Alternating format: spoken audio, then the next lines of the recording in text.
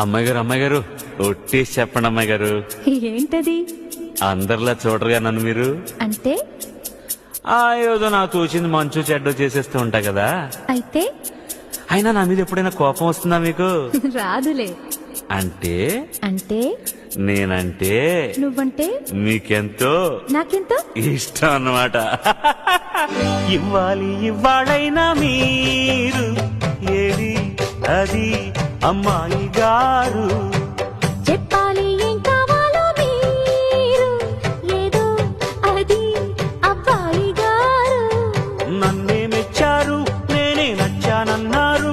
తీరా అది అంటే ఇంకా